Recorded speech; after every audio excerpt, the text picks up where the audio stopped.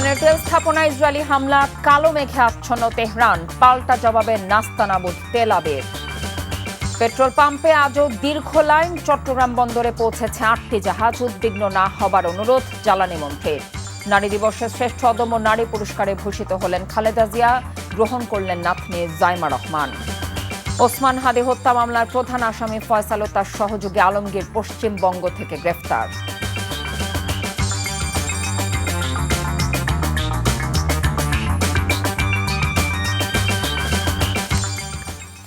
আসসালামু আলাইকুম, কথা নাহিয়ান, স্বাগত জানাচ্ছেন টিভির সন্ধ্যার খবরে। ক্রাউন সিমেন্ট শিরোনাম দেখছিলেন, এবার নিয়ে যাচ্ছি পুরো খবরে। মধ্যপ্রাচ্যে সৃষ্ট যুদ্ধের কারণে হজরত শাহজালাল আন্তর্জাতিক বিমানবন্দর থেকে আজ আরও 26টি ফ্লাইট বাতিল হয়েছে। এতে করে গত 9 দিনে বাতিল ফ্লাইটের সংখ্যা দাঁড়িয়েছে প্রায় 300-তে। বেসামরিক বিমান চলাচল কর্তৃপক্ষ বেবি চকের মুখপাত্র কাউসার মাহমুদ এই তথ্য জানিয়েছেন। তিনি বলেন, চলমান পরিস্থিতিতে এখন পর্যন্ত 248টি ফ্লাইট পরিচালিত হয়েছে বা পরিচালনার পরিকল্পনা ছিল। তবে বাতিল ফ্লাইটের সংখ্যা 300 ছাড়িয়ে যাওয়ায় যাত্রীদের মধ্যে উদ্বেগ বাড়ছে। বিমানবন্দর কর্তৃপক্ষ সংশ্লিষ্ট এয়ারলাইন্সগুলো পরিস্থিতির ওপর কড়া নজর রাখছে। আকাশসীমা পুরোপুরি স্বাভাবিক না হওয়া পর্যন্ত এই অনিশ্চয়তা কাটবে না বলেও ধারণা করা হচ্ছে। এই অবস্থায় যাত্রীদের নিজ নিজ এয়ারলাইন্সের সঙ্গে যোগাযোগ রেখে পরবর্তী সিদ্ধান্ত নেবার পরামর্শ দেওয়া হয়েছে। ইনকিলাব মঞ্চের আহ্বায়ক ওসমান হাদিকে হত্যার ঘটনায় জড়িত প্রধান 2 আসামি ফয়সাল করিম মাসুদ ও তার সহযোগী আলমগীর হোসেনকে কলকাতা থেকে গ্রেফতার করা হয়েছে।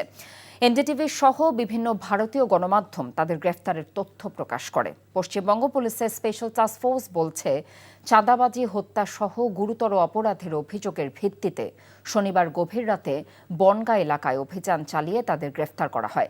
সংস্থাটি আরও জানায়, ফয়সাল করিম মাসুদ ও সহযোগী আলমগীর হোসেন বাংলাদেশের রাজনৈতিক কর্মী ওসমান হাদিকে হত্যা করে ভারতে পালিয়ে আসে। মেঘালয় সীমান্ত দিয়ে তারা অবৈধভাবে ভারতে প্রবেশ করে এবং দেশটির বিভিন্ন স্থানে ঘোরাফেরার পর বাংলাদেশে ফেরার উদ্দেশ্যে শেষ পর্যন্ত বনগাঁয় অবস্থান করছিলেন। আটককৃতদের বিরুদ্ধে স্থানীয় একটি থানায় মামলা করা হয়েছে। বর্তমানে তারা পুলিশে হেফাজতে রয়েছে। নির্বাচনের প্রতিশ্রুতি অনুযায়ী পবিত্র ঈদুল ফিতরের আগেই পরীক্ষামূলকভাবে দেশের 4,908টি মসজিদের ইমাম, মুয়াজ্জিন ও খতিবদের মাসিক সম্মানী দেওয়া শুরু করতে যাচ্ছে সরকার। একই সঙ্গে 990টি মন্দিরের পুরোহিত ও সেবায়েত, 144টি বৌদ্ধবিহারের অধ্যক্ষ এবং 396টি গির্জার যাজক সহ উপাসনালয়ের সংশ্লিষ্ট দায়িত্বপ্রাপ্ত ব্যক্তিদেরও এই সম্মানী দেওয়া হবে। সচিবালয়ে ধর্ম মন্ত্রণালয়ের এক সভা শেষে সাংবাদিকদের এই তথ্য জানিয়েছেন প্রধানমন্ত্রীর জনপ্রশাসন বিষয়ক উপদেষ্টা ইসমাইল জবিউল্লাহ। তিনি বলেন, পুরো কর্মসূচি বাস্তবায়ন করা হলে বার্ষিক ব্যয় দাঁড়াবে প্রায় 4,400 কোটি টাকা। সরকার 4 ধাপে এই কর্মসূচি বাস্তবায়নের পরিকল্পনা নিয়েছে। 14 মার্চ প্রধানমন্ত্রী তারেক রহমান এই কার্যক্রমের উদ্বোধন করবেন।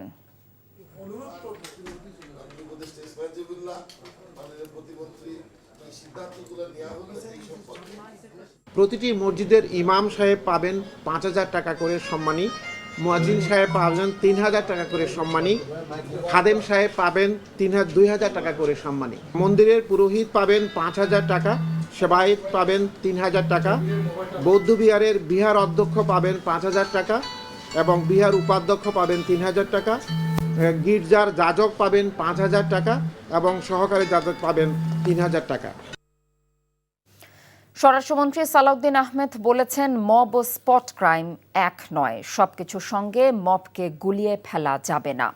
শাহবাগে 7 মার্চের ভাষণ চালানো প্রসঙ্গে তিনি বলেন, সন্ত্রাস বিরোধী আইনে যাদের কার্যক্রম নিষিদ্ধ রয়েছে তারা বিভিন্ন সময়ে রাজনৈতিক কর্মসূচি পালনের ঘোষণা দিচ্ছে, তবে তাদের কর্মসূচির দৃশ্যমান কিছু দেখা যায় না। 2-1টি বিচ্ছিন্ন ঘটনা ঘটছে। এসব ঘটনায় পুলিশ ব্যবস্থা নিচ্ছে, ভবিষ্যতেও নেবে। স্বরাষ্ট্রমন্ত্রী জানিয়েছেন, জ্বালানি সংকটের কথা মাথায় রেখে চলতি বছরের 26শে মার্চ স্বাধীনতা দিবস উপলক্ষে দেশে কোনো আলোকসজ্জা না করার সিদ্ধান্ত নিয়েছে সরকার। ঈদের আগে পোশাক শ্রমিকদের বেতন ও ভাতা পরিশোধ করা হবে বলেও জানিয়েছেন তিনি।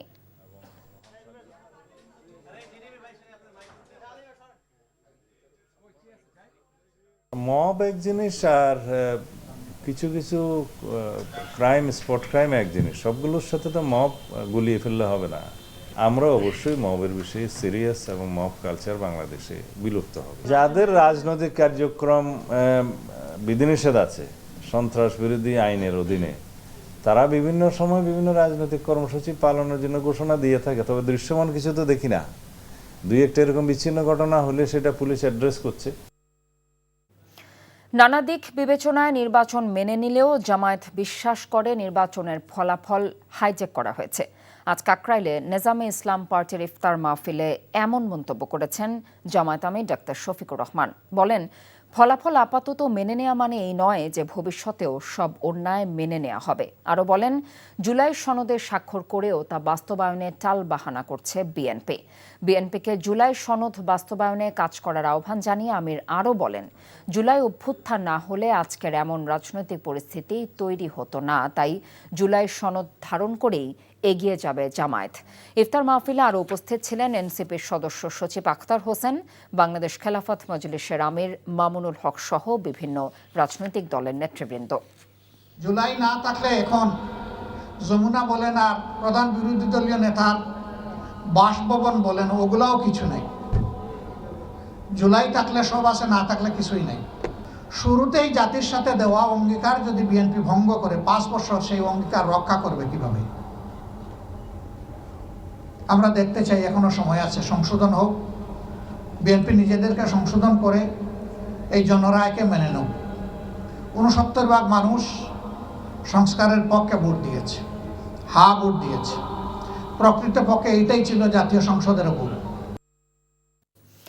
এত অন্যায় করেও ফ্যাসিবাদের জননী বিদেশে বসে আছেন, যার এতটুকু অনুশোচনা নেই, এমন মন্তব্য করে স্থানীয় সরকার মন্ত্রী ও বিএনপি মহাসচিব মির্জা ফখরুল ইসলাম আলমগীর বলেছেন, সেখানে বসে দেশকে অস্থিতিশীল করার চেষ্টা করছেন তিনি। আগারগাঁও বাংলাদেশ ফিল্ম আর্কাইভ মিলনায়তনে মায়ের ডাক প্রামাণ্য চলচ্চিত্র উদ্বোধনে এমন কথা বলেন তিনি। ইফতেখার রেজার রিপোর্ট। সবাই সবার মতো করে ভালো আছে, শুধু আমরা ছাড়া। আমরা আমাদের মানুষদের খোঁজও পেলাম না, এর বিচারও আজ পর্যন্ত পাইনি। এভাবেই বিগত ফ্যাসিস্ট সরকারের ইন্ধনে গুমের শিকার হয়েছেন কারো বাবা, কারো ভাই, কারো স্বামী। আমার বাবা তো কোনো অপরাধ করেনি, শুধু একটা দল করছে, এটার জন্য কেন এভাবে গুম করে রাখছিল? এখন স্থানীয় সরকার, পল্লী উন্নয়ন ও সমবায় মন্ত্রী এবং বিএনপির মহাসচিব বলেন, এত অন্যায় করেও বিদেশে বসে এখনো দেশকে অস্থিতিশীল করার চেষ্টা করছে ফ্যাসিস্ট। সবচেয়ে খারাপ কোথায় জানেন? যে আজকে সেই ফ্যাসিস্ট মহিলা বিদেশে বসে এতটুকু অনুশোচনা নেই, সমানে বাংলাদেশকে আরো অস্থিতিশীল করার চেষ্টা করছেন, যেটাকে আমি মনে করি যে একটা ক্রিমিনাল অফেন্স। গুমের শিকার পরিবারের সদস্যদের নিরাপত্তা নিশ্চিত করতে সরকারের পক্ষ থেকে ভাতা দিতে প্রধানমন্ত্রীকে চিঠি লেখার কথা জানান মির্জা ফখরুল। আমি আজকে আপনাদের সামনে বলছি যে আমি ফিরে গিয়েই আমি মাননীয় প্রধানমন্ত্রীর কাছে একটা চিঠি লিখব যে আমাদের এই পরিবারগুলোকে সরকারের তরফ থেকে ভাতা দেওয়াটা অত্যন্ত জরুরি, তাদের ভবিষ্যৎ, এটা তাদের প্রাপ্য। গুম নিয়ে নির্মিত সরকারের অনুদানপ্রাপ্ত লাবিব নাজমুস সাকিব পরিচালিত মায়ের ডাক চলচ্চিত্রের উদ্বোধন অনুষ্ঠানে মন্ত্রী এবং বিশিষ্ট ব্যক্তিরা তুলে ধরেন গুমের অভিজ্ঞতা। এই চলচ্চিত্রের মাধ্যমে আমাদের আরও একটা আকাঙ্ক্ষা যে নতুন প্রজন্মকে মানবাধিকার, ন্যায় বিচার ও গণতান্ত্রিক মূল্যবোধের গুরুত্ব সম্পর্কে আমরা সচেতন করার প্রয়োজনীয়তা অনুভব করেছি এবং এজন্য এটা তুলে ধরার চেষ্টা করেছি। তারাই সর্বোচ্চ ত্যাগ স্বীকার করেছে আজকের এই গণতন্ত্র আমরা ফেরত পেয়েছি, এই গণতন্ত্র পুনঃপ্রতিষ্ঠায়। তাদের অবশ্যই আমরা যেই ভাইদেরকে খুঁজে পাচ্ছি না, যেই ভাইদেরকে আমরা ইনশাল্লাহ ফেরত চাই। একজন সন্তান আমাদের বলে গেছেন যে আমরা এখন বিচার চাই না, আমরা তাদেরকে ফেরত চাই। বক্তারা বলেন, গুমের শিকার মানুষদের নিয়ে যে চলচ্চিত্র নির্মাণ হতে যাচ্ছে তা যেন জাতিকে জাগ্রত করে।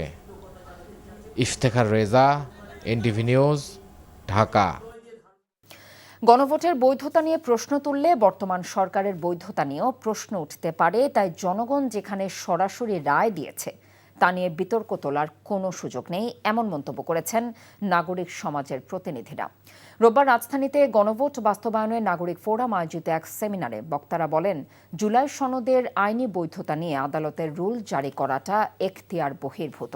ওবায়দুল্লাহ মামুনের রিপোর্ট। জুলাইয়ের সাংবিধানিক স্বীকৃতি সরকার ও নতুন সংসদের কাছে নাগরিক প্রত্যাশা নিয়ে রোববার সিরিডাপ মিলনায়তনে সেমিনার আয়োজন করে গণভোট বাস্তবায়ন নাগরিক কমিটি। জুলাই সনদ, গণভোট ও সংস্কার পরিষদের শপথ নিয়ে নিজেদের বক্তব্য তুলে ধরেন বক্তারা। জুলাই সনদ পরিপূর্ণ বাস্তবায়ন হলে বিএনপির কোনো ক্ষতি হবে।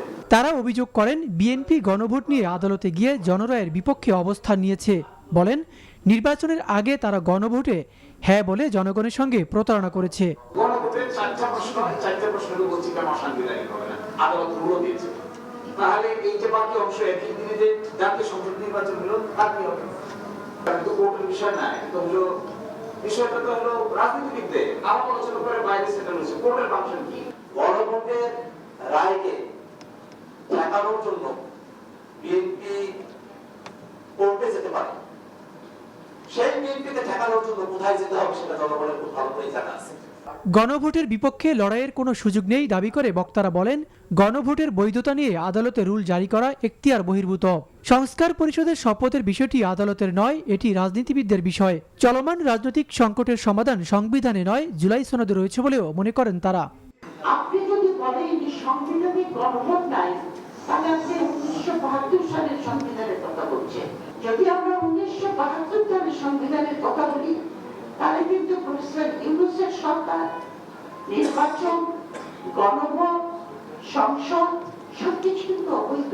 জনগণ যেটা চেয়েছে সেটা যদি আমরা সত্যিকারের অর্থে বলি যে জনগণ সবচাইতে উপরে, সংবিধানের উপরে, তাহলে সেটার চাইতে উপরে হতে পারে। সেই জিনিস জনগণ চেয়েছে এবং এটা হতেই পারে যে জনগণ যেখানে চেয়েছে সেখানে আপনার আমার প্রত্যেকের মত মিলবে না, দ্বিমত থাকবে। জনগণের বিষয়টা জনগণ অলরেডি জনগণের মধ্যে তার রায় দিয়ে দিয়েছে এবং আদালতের এর উপর হস্তক্ষেপ করাটা, রুল জারি করাটা আমার মনে হয় এখতিয়ার বহির্ভূত। এটা রাজনৈতিক বিষয়।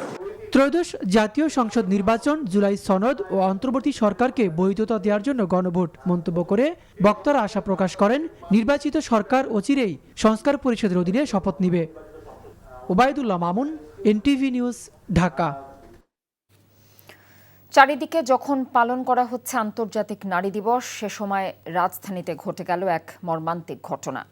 বনানীর একটি আবাসিক ভবনের সামনে পিঙ্কি নামের এক গৃহকর্মীর রহস্যজনক মৃত্যু হয়েছে।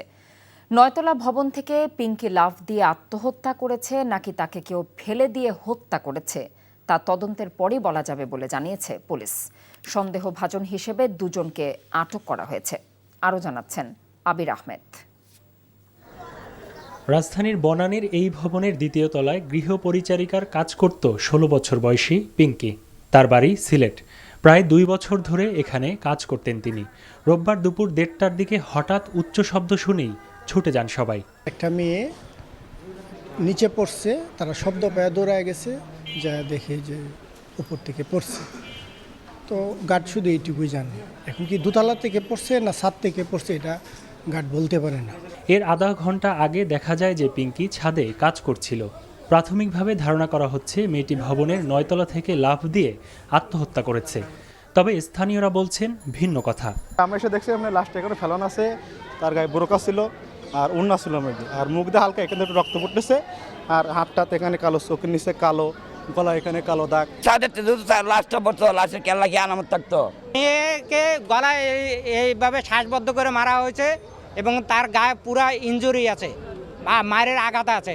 সিসিটিভি ফুটেজ বিশ্লেষণ করে মেয়েটির আত্মহত্যার কোনো আলামত পায়নি পুলিশ। তবে পিঙ্কিকে কেউ ধাক্কা দিয়ে ফেলে দিয়েছে কিনা সেটি নিয়ে তদন্ত করা হবে বলে জানিয়েছে পুলিশ।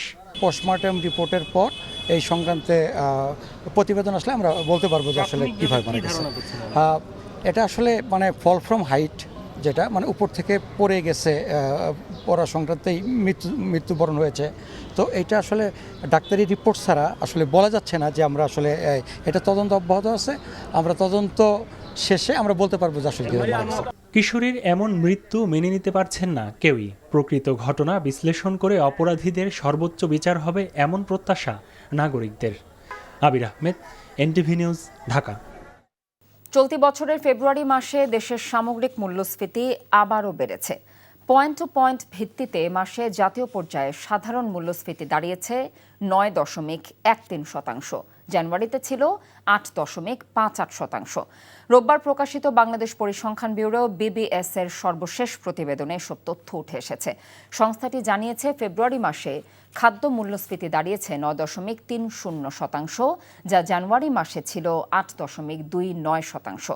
গত বছরের ফেব্রুয়ারিতে খাদ্য মূল্যস্ফীতি ছিল 9.24%। অপরদিকে খাদ্য বহির্ভূত খাতে মূল্যস্ফীতি ফেব্রুয়ারিতে হয়েছে 9.01%, যা আগের মাস অর্থাৎ জানুয়ারিতে ছিল 8.81%। তবে এক বছর আগের একই সময় এই খাতে মূল্যস্ফীতি ছিল 9.38%, অর্থাৎ বছর ভিত্তিক হিসেবে খাদ্য বহির্ভূত মূল্যস্ফীতি কিছুটা কমেছে। বিসিবি নির্বাচনের বৈধতাকে চ্যালেঞ্জ করে জাতীয় ক্রীড়া পরিষদে চিঠি দিয়েছেন তামিম ইকবালের নেতৃত্বাধীন ক্লাব সংগঠকরা। যুব ক্রীড়া প্রতিমন্ত্রীর নিকট নিরপেক্ষ তদন্ত কমিটি গঠনের অনুরোধ করেছেন তারা। এছাড়াও বিসিবির অধীনে যে কোনো টুর্নামেন্ট খেলার বিষয়ে আগের অবস্থানেই আছেন সংগঠকরা। নিলয় মজুমদারের রিপোর্ট। বিসিবি নির্বাচন নিয়ে 4 অক্টোবর থেকে যে সমালোচনা ও বিতর্কের ঝড় উঠেছিল সেটি সমাধানে রাজনৈতিক সরকারের আশায় ছিলেন এই সংগঠকরা। সাবেক ক্রীড়া উপদেষ্টা আসিফ মাহমুদের অযাচিত হস্তক্ষেপে বর্তমান বোর্ড যে তৈরি হয়েছে অবৈধভাবে, সেই জানা কথাটা আবার নতুন করে ক্রীড়া প্রতিমন্ত্রীকে জানাতে এসেছিলেন তামিম ফাহিমরা। আমরা একটা ফর্মাল কমপ্লেন্টই বলতে পারেন এটা করতে আসছি। এটা সবচেয়ে অবাক করার বিষয় যেটা হলো যে 76টা ক্লাবের মধ্যে 50টা ক্লাব এই বিষয়ে অবজেকশন জানিয়েছে যে এই ইলেকশনটা রাইট ওয়েতে হয়নি। কোনো জোর জবরদস্তির কিছু না, বিকজ আমরা বিশ্বাস করি আমাদের যে কথাগুলো আছে বা এনাফ প্রুফ যেগুলো আছে ওটা যৌক্তিক, এ কারণে আমরা এই ওয়েতে যাচ্ছি। ইন্টারনালি আপনার কিভাবে ম্যানুপুলেট করার চেষ্টা করা হচ্ছিল আমার চোখের সামনে, ওইগুলো আমি যেন বলতে পারি, যেগুলো আপনার অলরেডি রেকর্ডেড, আমরা চ্যালেঞ্জ করবো ওইগুলোকে নিয়ে যদি তারা ওগুলো ডিনাই করে। নির্বাচনের বৈধতা নেই ঘোষণা দিয়ে এখনও পর্যন্ত ঘরোয়া ক্রিকেটে অংশ নিচ্ছে না 50টির মতো ক্লাব। সে সিদ্ধান্ত যতক্ষণ না পর্যন্ত বোর্ড ব্যবস্থায় পরিবর্তন আসে ততক্ষণ পর্যন্ত বদলাচ্ছেন না বলে জানিয়েছেন তারা। আমরা আসলে ক্রিকেটে ফিরে যেতে চাই, যেই কারণে আমরা চাই যে গণতান্ত্রিক প্রক্রিয়ায় এই জিনিসটা হোক। আমরা চাই একটি সঠিক বিচার। সবাই জানে এটা যে অবৈধ নির্বাচন, অবৈধ বোর্ড, সুতরাং এই বোর্ডের এখন আর থাকার কোনো আমরা মনে করি যোগ্যতা নেই। বিসিবির বর্তমান 25 পরিচালকের অনেকেই শঙ্কায় আছেন তাদের ভবিষ্যৎ নিয়ে। আনুষ্ঠানিক এই অভিযোগের পর বল এখন সরকারের কোর্টে। তদন্ত কমিটি কতদিনে গঠিত হয়ে সমাধানে পৌঁছায় সেদিকেই নজর থাকবে দুই পক্ষের। নীলা মজুমদার, এনটিভি নিউজ, ঢাকা। এ ছিল এনটিভি সন্ধ্যার খবরে। এই খবরের ভিডিও সহ আপডেট জানতে ভিজিট করুন এনটিভি অনলাইন www.ntvbt.com। এছাড়াও এনটিভির জনপ্রিয় সব অনুষ্ঠান ও খবরের আপডেট জানতে ভিজিট করুন আমাদের ইউটিউব ও ভেরিফাইড ফেসবুক পেজ। রাত 10:30 রাতের খবর দেখার আমন্ত্রণ রইল। এতক্ষণ সাথে থাকার জন্য ধন্যবাদ সবাইকে।